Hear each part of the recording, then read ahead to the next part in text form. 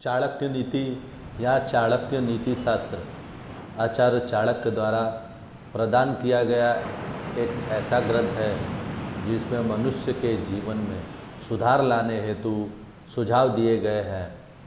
इस ग्रंथ में बहुत सारे सूत्र शामिल किए गए हैं जिनका यदि सही रूप से पालन किया जाए तो हमारा जीवन चमत्कारिक ढंग से बदल सकता है।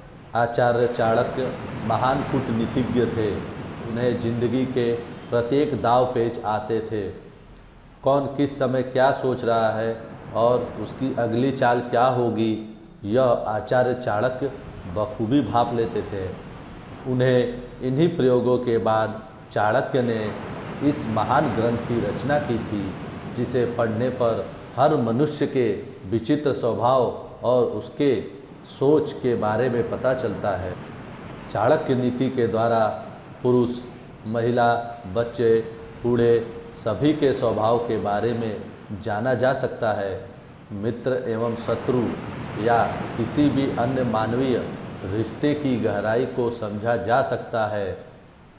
इन रिश्तों को जिस नज़र से हम नहीं देख सकते, उस नज़रिए को इस ग्रंथ में समझाया गया है।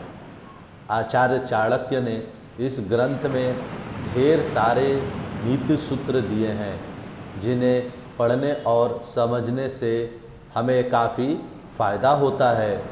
आज इन्हीं सूत्रों में से हम कुछ अपने सामने प्रस्तुत कर रहे हैं जो महिलाओं से जुड़ी है। महिलाओं के विषय में चाणक्य की एक अपनी ही राय है। चाणक्य ने महिलाओं के बारे में काफ़ी कुछ कहा है। उनका स्वभाव, उनकी फितरत, उनकी सोच और वे किस समय किस तरह से बर्ताव करती है, इस बातों पर खास अध्ययन किया है चाणक्य ने। चाणक्य कहते हैं कि महिलाएं भरोसेमंद नहीं होती हैं। जी हाँ, चाणक्य बताते हैं कि महिलाएं भरोसे के लायक नहीं होती है। यह सुनकर शायद आपको गुस्सा आ रहा होगा, लेकिन उनके ऐसा कहने के पीछे भी ठोस तथ्य शामिल है। चाणक्य के अनुसार महिलाओं के स्वभाव में ही ऐसे लक्षण पाए जाते हैं जो उन्हें भरोसे लायक नहीं बनाते। ऐसा इसलिए क्योंकि वे कोई भी बात अपने तक अधिक समय तक सीमित नहीं रख पाती हैं। अपनी बात दूसरे तक ले जाना उनकी आदत होती है। इसके पीछे एक मुख्य कारण है कि आप उनसे जो भी बात बांटेंगे वह दूसरे व्यक्ति तक ना जाए, इसकी गारंटी कम होती है। इसलिए चाणक्य महिलाओं को भरोसेमंद नहीं मानते हैं। स्त्रियों के लक्षण के बारे में चाणक्य ने बताया है कि स्त्रियों के सामान्य लक्षण के अलावा चाणक्य ने उनकी कुछ ऐसी बातों को भी नीति शास्त्र में सामने रखा है जो उनके शादी के लायक नहीं बनाती। चाणक्य के अनुसार ऐसी कुछ स्त्रियां होती हैं जिनसे भूल कर भी पुरुषों को शादी नहीं करनी चाहिए। चाणक्य का एक श्लोक है। आचार्य चाणक्य कहते हैं, वरेत कुलजा प्राज्ञो विरूपामपि कन्या का रूपशीला न निचस्य विवाह सदृशे कुले। इस श्लोक के माध्यम से आचार्य चाणक्य ने यह समझाने का प्रयास किया है कि कैसी स्त्री से विवाह करना चाहिए और कैसी स्त्री से विवाह नहीं करना चाहिए। स्त्री की सुंदरता के संबंध में आचार्य चाणक्य अनुसार सुंदरता ही सब कुछ नहीं होती। यदि कोई पुरुष केवल स्त्री की सुंदरता देखकर उसे परखता है और उसी के आधार पर उसे पसंद करके विवाह कर लेता है, तो उससे बड़ा मूर्ख इस पूरे जग में कोई नहीं है। विवाह के लिए स्त्री के संस्कार, उसका स्वभाव, उसके लक्षण, उसके गुण अवगुणों के बारे में जानना चाहिए। इन सभी तथ्यों पर विचार करने के बाद ही स्त्री का विवाह के लिए चुनाव करना चाहिए। अन्यथा सुंदरता के आधार पर गलत चुनाव करने से वैवाहिक जीवन सुखी नहीं रहता है।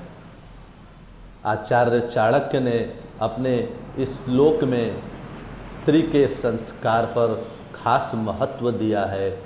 वे कहते हैं कि अच्छे संस्कारों वाली स्त्री घर को स्वर्ग बना देती है।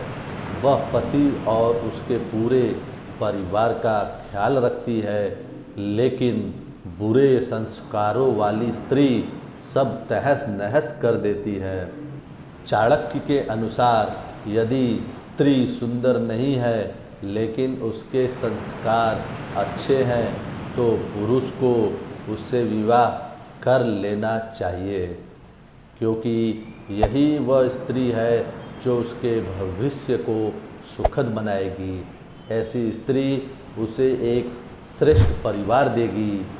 लेकिन इसके जगह यदि ऐसी स्त्री का चुनाव कर लिया जाए जो संस्कारी नहीं है और परिवार की अहमियत नहीं समझती, तो न केवल शादी बल्कि सभी रिश्ते नाते टूट जाते हैं। ऐसी स्त्री अधार्मिक होती है, वह रिश्तों पर विश्वास नहीं करती, पल पल वह रिश्ते को तोड़ने का विचार करती है। ऐसी स्त्री परिवार के सुख के बारे में विचार नहीं करती बल्कि सभी को दुख पहुंचाती है। ऐसे चरित्र वाली स्त्री न केवल विवाह के रिश्ते को खराब करती है बल्कि पूरे कुल का नाश करती है। वह उस पूरे परिवार को समाज के सामने बेइज्जत करती है। इसलिए विवाह के लिए हमेशा संस्कारी स्त्री का ही चुनाव करना समझदारी है। सुंदरता मन की देखनी चाहिए, तन की नहीं। दोस्तों, ये चाणक्य द्वारा स्त्रियों के बारे में और उनके स्वभाव के बारे में कहे गए कुछ शब्द थे। आशा करता हूँ दोस्तों आपको मेरा यह प्रयास अच्छा लगा होगा। अगर आपका कुछ सुझाव है तो हमें कमेंट करके ज़रूर बताएं और वीडियो को ज़्यादा से ज़्यादा शेयर करें और लाइक करना ना भूलें। अगर आप इस चैनल पर नए हैं तो इस चैनल को सब्सक्राइब करके बेल आइकन का बटन ज़रूर दबा दें। धन्यवाद दोस्तों।